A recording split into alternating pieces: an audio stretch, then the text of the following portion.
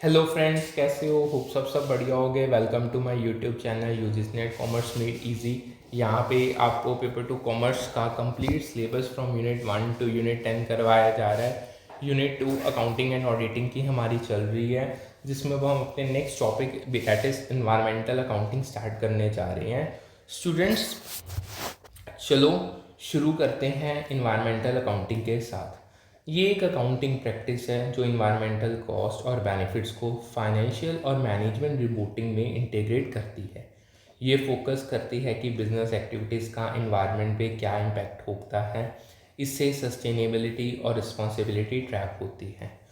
अब बात करते हैं इन्वायरमेंटल अकाउंटिंग के ऑब्जेक्टिव्स की। ये बताते हैं कि ये अप्रोच क्यों ज़रूरी है और कैसे बिजनेस को सस्टेनेबल बनाती है।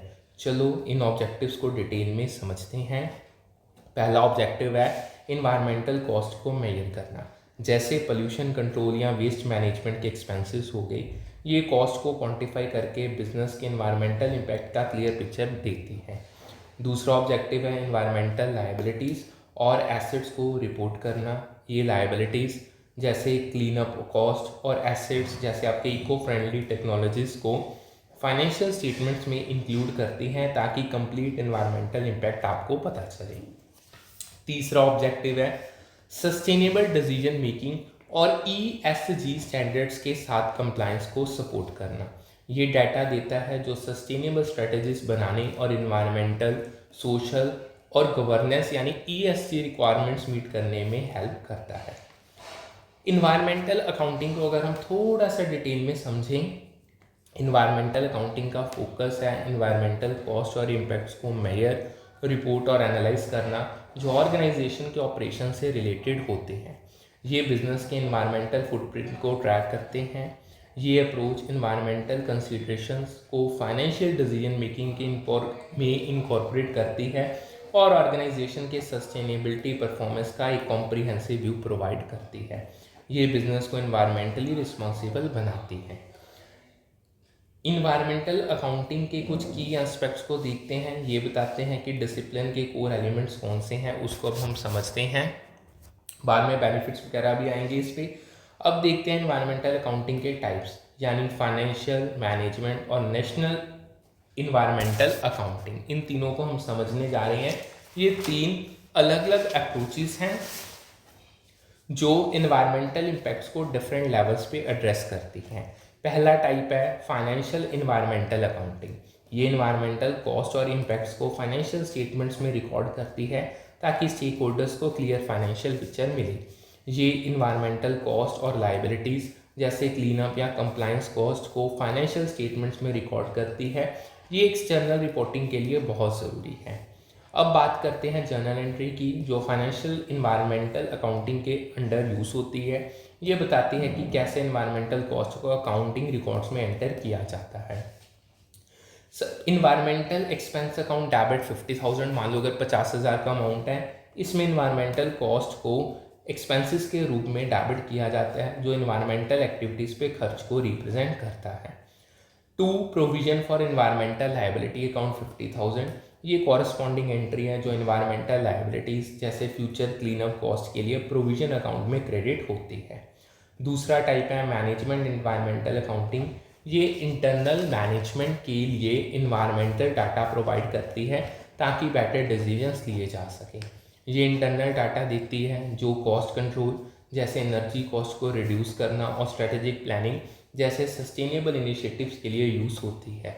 ये मैनेजमेंट को एफिशिएंसी इंप्रूव करने में हेल्प करती है। तीसरा टाइप है नेशनल इन्वायरमेंटल अकाउंटिंग। ये इन्वायरमेंटल इम्पैक्ट्स को नेशनल लेवल पे मेजर करती है, जैसे कंट्री के इकोनॉमिक इंडिकेटर्स में इन्वायरमेंटल कॉस्ट को इंक्लूड करना। ये इन्वायरमेंटल इम्पैक्ट्स को नेशनल लेवल पे मेजर करती है, जैसे जीडीपी को environmental cost like resource depletion या पोल्यूशन के अकॉर्डिंग एडजस्ट करना। ये नेशनल सस्टेनेबिलिटी को ट्रैक करती है। अब बात करते हैं एप्लीकेशंस एंड चैलेंजेस की।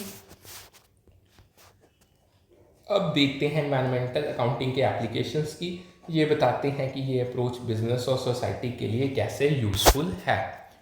चलो इनको डिटेल में समझते हैं। पहला एप्लीकेशन है रेगुलेशंस के साथ कंप्लायंस। जैसे कार्बन टैक्सेस या एमिशन स्टैंडर्ड्स हो गए। इन्वायरमेंटल अकाउंटिंग इंश्योर करती है कि कंपनी इन्वायरमेंटल लॉस और रेगुलेशंस को फॉलो करे। ठीक है जी। दूसरा एप्लीकेशन है ESG रिपोर्टिंग को इन्हांस करना फॉर इन्वेस्टर्स और रेगुलेटर्स। ये ट्रांसपेरेंट इन्वायरमेंटल डाटा देता है जो ESG यानी इन्वायरमेंटल सोशल गवर्नेंस रिपोर्टिंग के लिए ज़रूरी है। तीसरा एप्लीकेशन है सस्टेनेबिलिटी इनिशिएटिव्स को सपोर्ट करना, जैसे रिन्यूएबल एनर्जी अडॉप्शन। ये डाटा देता है जो इको फ्रेंडली स्ट्रेटजीज और प्रोजेक्ट्स को प्लान करने में हेल्प करता है। अब बात करते हैं इन्वायरमेंटल अकाउंटिंग के चैलेंजेस की। ये बताते हैं कि अप्रोच को इम्प्लीमेंट करने में कौन सी डिफ़िकल्टीज आती हैं। चलो इनको डिटेल में समझते हैं चैलेंजेस को। पहला चैलेंज है इन्वायरमेंटल कॉस्ट को क्वांटिफाई करने में डिफ़िकल्टी, जैसे बायोडाइवर्सिटी लॉस। ये कॉस्ट को मॉनेटरी टर्म्स में मेजर करना कम्प्लेक्स और सब्जेक्टिव होता है। दूसरा चैलेंज है यूनिवर्सल स्टैंडर्ड्स का लैक। हालांकि GRI यानी ग्लोबल रिपोर्टिंग इनिशिएटिव और TCFD यानी task force on climate related financial disclosure frameworks देते हैं, लेकिन यूनिवर्सली एक्सेप्टेड स्टैंडर्ड्स नहीं हैं। तीसरा चैलेंज है डाटा कलेक्शन और रिपोर्टिंग के high implementation cost. Environmental accounting के लिए डिटेल डाटा चाहिए जो एक्सपेंसिव और रिसोर्स इंटेंसिव होता है। होप्सो आपको जितना करवाया वो अच्छे से क्लियर होगा। अब हम एक प्रैक्टिकल इलस्ट्रेशंस करने जा रहे हैं, तीनों की जो मैंने आपको कल भी आधी कल करवाई थी।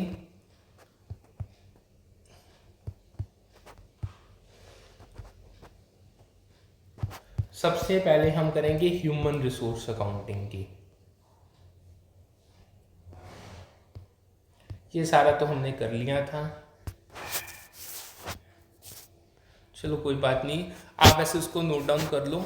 अब बेसिकली हम करने जा रहे हैं स्टूडेंट्स, चलो शुरू करते हैं प्रैक्टिकल एप्लीकेशन है एग्जांपल्स के साथ। और पहले बात करते हैं ह्यूमन रिसोर्स अकाउंटिंग के सिनेरियोज के बारे में। अब बताऊंगा HRA कैसे प्रैक्टिकली अप्लाई होता है। एक सिनेरियो डिस्क्राइब करते हैं जिसमें कंपनी एम्प्लॉयज़ ट्रेनिंग पे कॉस्ट खर्च करती है और एम्प्लॉय के फ्यूचर कंट्रीब्यूशन को एस्टिमेट करती है, जो एक स्पेसिफिक टाइम पीरियड के लिए डिस्काउंटेड रेट पे कैलकुलेट किया जाता है। ये HRA का प्रैक्टिकल एप्लीकेशन दिखाता है। अब बात करते हैं लेव एंड श्वार्ट्ज मॉडल के कैलकुलेशन की। ये मॉडल HRA में यूज़ होता है एम्प्लॉयज़ की वैल्यू को फ्यूचर अर्निंग के बेसिस पे मेजर करने के लिए। ठीक है जी। प्रेजेंट वैल्यू कैसे कैलकुलेट होती है लेव एंड श्वार्ट्ज मॉडल के अंदर, उसका जो फॉर्मूला है वो है present value is equal to expected earnings multiply by PVIFA यानी present value interest factor of annuity at a given discount rate और टाइम पीरियड। ये फ्यूचर अर्निंग्स को प्रेजेंट वैल्यू में कन्वर्ट करता है। अगर इसकी मैं जर्नल एंट्री की बात करूँ जो HRA के अंदर बनाई जाती है, ये अकाउंटिंग रिकॉर्ड्स में ट्रेनिंग कॉस्ट को कैसे एंटर किया जाता है ये दिखाते हैं हम। देखो human resource asset account debit 20,000, इसमें ट्रेनिंग कॉस्ट को ह्यूमन रिसोर्स एसेट के रूप में डेबिट किया जाता है क्योंकि ये एक इंटेंजिबल एसेट के रूप में ट्रीट होता है। टू कैश अकाउंट 20,000, ये कैश आउटफ्लो को क्रेडिट करता है जो ट्रेनिंग पे खर्च किया गया है। ये जर्नल एंट्री का बैलेंसिंग पार्ट है। ठीक है जी। अब ये जर्नल एंट्री ट्रेनिंग कॉस्ट को रिकॉर्ड करने के लिए है। ये HRA के कॉस्ट बेस्ड अप्रोच का प्रैक्टिकल इम्प्लीमेंटेशन दिखाता है। ठीक है जी। अब 20,000 की जो वैल्यू अगर आपको कैलकुलेट करनी आ जाए, a company spends 20,000 on employees training and estimates the employees future contribution at 1 lakh over 5 years, जिसकी डिस्काउंट है 10%। ठीक है। सो उसके बेसिस पे ये मैंने आपको एंट्री डालनी सिखाई है। अब इन्फ्लेशन अकाउंटिंग पे चलते हैं, उसका एक प्रैक्टिकल सिनेरियो समझते हैं। Specifically current purchasing power method के कॉन्टेक्स्ट में ये दिखाता है कि कैसे इन्फ्लेशन के इफेक्ट्स को फाइनेंशियल स्टेटमेंट्स में एडजस्ट किया जाता है। एक सिनेरियो डिस्क्राइब करते हैं जिसमें कंपनी की मशीनरी की हिस्टोरिकल कॉस्ट को CPI यानी कंज्यूमर प्राइस इंडेक्स के बेसिस पे रीस्टेट किया जाता है ताकि इन्फ्लेशन का इम्पैक्ट रिफ्लेक्ट हो। ठीक है जी। मान के चलो companies machinery purchase for 2 lakh जिसका CPI 100 है, इस रीस्टेटेड व्हेन CPI इज 125, ये स्टेटमेंट है। अब इसमें एडजस्टेड वैल्यू हम निकालेंगे 2 lakh multiply by 125 divided by 100, सो 2,50,000 की वैल्यू आ जाएगी। ये एडजस्टेड वैल्यू कैसे कैलकुलेट होती है CPP मेथड के अंदर, उसका एक बार फॉर्मूला अगर बताऊँ, historical cost multiply by current CPI divided by base CPI। ये मशीनरी की वैल्यू को करंट परचेजिंग पावर में कन्वर्ट करता है। अब देखते हैं जर्नल एंट्री जो CPB मेथड के अंदर बनाई जाती है। ये इन्फ्लेशन एडजस्टमेंट्स को अकाउंटिंग रिकॉर्ड्स में कैसे एंटर किया जाता है ये देखते हैं। मशीनरी अकाउंट डेबिट 50,000, इसमें मशीनरी की वैल्यू को डेबिट किया जाता है ताकि इन्फ्लेशन के अकॉर्डिंग उसकी एडजस्टेड वैल्यू रिकॉर्ड हो। To inflation adjustment reserve account 50,000, ये एडजस्टमेंट की कॉरस्पॉन्डिंग एंट्री है जो एक रिजर्व अकाउंट में क्रेडिट होती है ताकि बैलेंस शीट बैलेंस रहे। ठीक है जी। अब चलते हैं तीसरा, इन्वायरमेंटल अकाउंटिंग का एक सिनेरियो समझते हैं। अब बात करते हैं इन्वायरमेंटल अकाउंटिंग के सिनेरियो के बारे में। ये दिखाता है कि कैसे इन्वायरमेंटल कॉस्ट और लायबिलिटीज़ को फाइनेंशियल रिकॉर्ड्स में हैंडल किया जाता है। एक सिनेरियो डिस्क्राइब करते हैं जिसमें फैक्ट्री पोल्यूशन कंट्रोल कॉस्ट खर्च करती है और फ्यूचर क्लीनअप के लिए प्रोविजन सेट करती है। ये इन्वायरमेंटल अकाउंटिंग का प्रैक्टिकल एप्लीकेशन दिखाता है। Like a factory incurs 30,000 in pollution control cost and sets aside 50,000 for future cleanup. अब देखते हैं जर्नल एंट्री जो इन्वायरमेंटल अकाउंटिंग के अंदर बनाई जाती है। ये इन्वायरमेंटल कॉस्ट और लायबिलिटीज़ को अकाउंटिंग रिकॉर्ड्स में कैसे एंटर किया जाता है ये समझते हैं। Pollution control expenses account debit 30,000, इसमें पोल्यूशन कंट्रोल के कॉस्ट को एक्सपेंसेस के रूप में डेबिट किया जाता है जो करंट इन्वायरमेंटल एक्सपेंडिचर को रिप्रेजेंट करते हैं। Provision for environmental liability account debit 50,000, इसमें फ्यूचर क्लीनअप के लिए प्रोविजन को डेबिट किया जाता है जो एक लायबिलिटी के रूप में रिकॉर्ड होता है। टू कैश अकाउंट 30,000, ये कैश आउटफ्लो को क्रेडिट करता है जो पोल्यूशन कंट्रोल कॉस्ट के लिए खर्च किया गया है। To provision for environmental liability account 50,000, ये कॉरस्पॉन्डिंग एंट्री है जो फ्यूचर क्लीनअप के प्रोविजन को क्रेडिट करती है जो बैलेंस शीट में लायबिलिटी के रूप में दिखती है। ठीक है जी, होप सो आपको ये क्लियर होगा। देखो, इन्वायरमेंटल अकाउंटिंग ऑर्गेनाइजेशन को कॉस्ट सेविंग, रिस्क मिटिगेशन और सस्टेनेबली इंप्रूवमेंट्स की अपॉर्चुनिटीज आइडेंटिफाई करने में हेल्प करती है। ये इन्वायरमेंटल परफॉर्मेंस को ऑप्टिमाइज करती है। ये इन्वायरमेंटल रेगुलेशंस के साथ कंप्लायंस को फैसिलिटेट करती है, स्टेक होल्डर्स इंगेजमेंट को सपोर्ट करती है और ऑर्गेनाइजेशंस की रेपुटेशन को एक रिस्पॉन्सिबल और इन्वायरमेंटली कॉन्शियस एंटिटी के रूप में इन्हेंस करती है। ये बिजनेस के सोशल और इन्वायरमेंटल इमेज को स्ट्रेंथन करती है। होप सो ये आपको जितना भी करवाया ये क्लियर होगा। कोई डाउट है तो आप पूछ सकते हो। अब आगे हम चलते हैं नेक्स्ट टॉपिक पे हमारे। अब नेक्स्ट हमारा टॉपिक है introduction to Indian accounting standards and IFRS। Students चलो शुरू करते हैं इंडियन अकाउंटिंग स्टैंडर्ड और IFRS के साथ। इंडियन अकाउंटिंग स्टैंडर्ड एक सेट ऑफ अकाउंटिंग स्टैंडर्ड्स है जो मिनिस्ट्री ऑफ कॉर्पोरेट अफेयर्स यानी MCA ने इंडिया में नोटिफाई किया है। ये स्टैंडर्ड्स IFRS यानी इंटरनेशनल फाइनेंशियल रिपोर्टिंग स्टैंडर्ड के साथ कन्वर्ज्ड हैं, यानी इनको ग्लोबल स्टैंडर्ड्स के हिसाब से अलाइन किया गया है with some local modifications. Indian accounting standard एक ऐसा फ्रेमवर्क है देता है जो इंडियन कंपनीज के लिए फाइनेंशियल स्टेटमेंट्स प्रिपेयर और प्रेजेंट करने के लिए यूज़ होता है। ये इंश्योर करता है कि फाइनेंशियल रिपोर्टिंग कंसिस्टेंट, ट्रांसपेरेंट और कंपेरेबल हो। ये क्वालिटी स्टेक होल्डर्स के लिए क्रिटिकल है। अब बात करें IFRS की। IFRS ग्लोबल अकाउंटिंग स्टैंडर्ड्स हैं जो इंटरनेशनल अकाउंटिंग स्टैंडर्ड बोर्ड यानी IASB ने डेवलप किए हैं।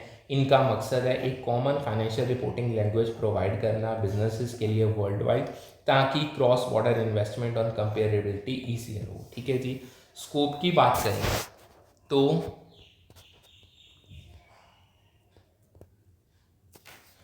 अब बात करते हैं स्कोप की इंडियन अकाउंटिंग स्टैंडर्ड और IFRS के। ये बताते हैं कि ये स्टैंडर्ड्स कौन से एंटिटीज़ और कॉन्टेक्स्ट पे अप्लाई होते हैं। चलो इसको डिटेल में देखते हैं। Indian accounting standard specific Indian companies पे अप्लाई होते हैं, जैसे लिस्टेड कंपनीज और लार्ज अनलिस्टेड कंपनीज, जैसे कि कंपनीज एक्ट 2013 में डिफाइंड है। ये इंश्योर करते हैं कि बड़ी कंपनी स्टैंडर्डाइज्ड रिपोर्टिंग फॉलो करें। IFRS को 140 से ज़्यादा कंट्रीज़ ने अडॉप्ट किया है, जैसे यूरोपियन यूनियन, ऑस्ट्रेलिया और कनाडा, स्पेशली पब्लिक कंपनीज के लिए और कुछ और एंटिटीज़ के लिए भी। ये ग्लोबल फाइनेंशियल रिपोर्टिंग को स्टैंडर्डाइज करती है चीज़। ठीक है जी। इंडियन अकाउंटिंग स्टैंडर्ड और IFRS के पर्पस हैं फाइनेंशियल रिपोर्टिंग क्वालिटी को इन्हेंस करना, इन्वेस्टर डिसीजन मेकिंग को सपोर्ट करना और रेगुलेटरी कंप्लायंस को इंश्योर करना। ये दोनों स्टैंडर्ड्स फाइनेंशियल इंफॉर्मेशन को रिलायबल और यूजफुल बनाते हैं। अब बात करते हैं इम्पोर्टेंस की।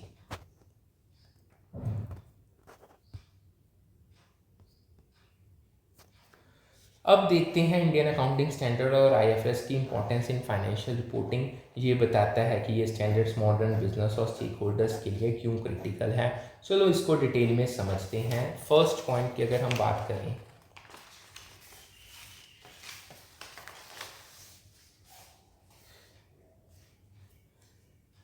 इंडियन अकाउंटिंग स्टैंडर्ड और आईएफएस के कुछ की बेनिफिट्स हैं। ये फाइनेंशियल रिपोर्टिंग को कैसे इंप्रूव करते हैं ये बताते हैं। पहला बेनिफिट है ट्रांसपेरेंसी। इंडियन अकाउंटिंग स्टैंडर्ड और आईएफएस क्लियर और रिलायबल फाइनेंशियल इंफॉर्मेशन प्रोवाइड करते हैं, जो स्टेक होल्डर्स के लिए फाइनेंशियल पोजीशन और परफॉर्मेंस का एक्यूरेट व्यू देता है। दूसरा बेनिफिट है कंपेरेबिलिटी। ये स्टैंडर्ड स्टेक होल्डर्स को अलाउ करते हैं कि वो डिफरेंट कंपनीज और कंट्रीज के फाइनेंशियल परफॉर्मेंस को कंपेयर कर सके। ये ग्लोबल बेंचमार्किंग के लिए बहुत ज़रूरी है। तीसरा बेनिफिट है इन्वेस्टर कॉन्फिडेंस। स्टैंडर्डाइज्ड रिपोर्टिंग के थ्रू ये स्टैंडर्ड्स इन्वेस्टर्स में ट्रस्ट को बढ़ाते हैं, क्योंकि फाइनेंशियल डाटा रिलायबल और कंसिस्टेंट होता है। चौथा बेनिफिट है regulatory compliance. Indian accounting standard और आईएफएस लीगल और स्टॉक एक्सचेंज रिक्वायरमेंट्स को मीट करते हैं, जो कंपनीज के लिए मैंडेटरी है। ये रेगुलेटरी फ्रेमवर्क के साथ अलाइनमेंट को इंश्योर करते हैं। पांचवा बेनिफिट है ग्लोबल इंटीग्रेशन। ये स्टैंडर्ड्स क्रॉस बॉर्डर इन्वेस्टमेंट और मर्जर्स को सपोर्ट करते हैं by providing a common financial language, जो इंटरनेशनल बिजनेस को फैसिलिटेट करती है।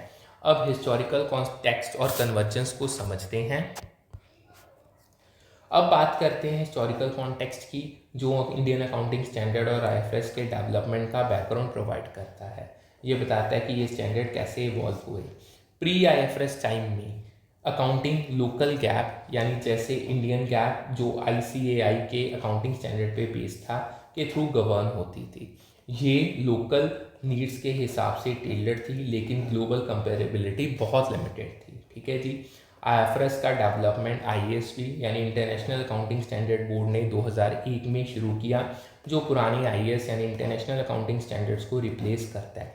ये ग्लोबल स्टैंडर्डाइजेशन का स्टेप था। इंडियन अकाउंटिंग स्टैंडर्ड को एमसीए ने 2015 में नोटिफाई किया और 2016 से ये इंडिया में फेस्ड इम्प्लीमेंटेशन के लिए अफेक्टिव हुआ। ये इंडियन कंपनीज के लिए ग्रेजुअली इंट्रोड्यूस किया गया। अब देखते हैं कन्वर्जेंस के कॉन्सेप्ट को। ये बताता है कि इंडिया ने आईएफएस के साथ कैसे अलाइन किया, उसको हम समझते हैं। इंडिया ने कन्वर्जेंस अप्रोच अडॉप्ट किया, यानी आईएफएस को लोकल नीड्स के हिसाब से अडाप्ट करके इंडियन अकाउंटिंग स्टैंडर्ड बनाया इंस्टेड ऑफ फुल अडॉप्शन। इसमें स्पेसिफिक कार्व आउट्स यानी लोकल मॉडिफिकेशंस हैं, जो इंडियन कॉन्टेक्स्ट के लिए सूटेबल हैं। कन्वर्जेंस का ऑब्जेक्टिव है इंडियन स्टैंडर्ड्स को ग्लोबल प्रैक्टिसेस के साथ अलाइन करना, लेकिन साथ ही लोकल रेगुलेटरी और इकोनॉमिक नीड्स को भी एड्रेस किया जाता है। अब आते हैं full fledge Indian accounting standard के टॉपिक पे।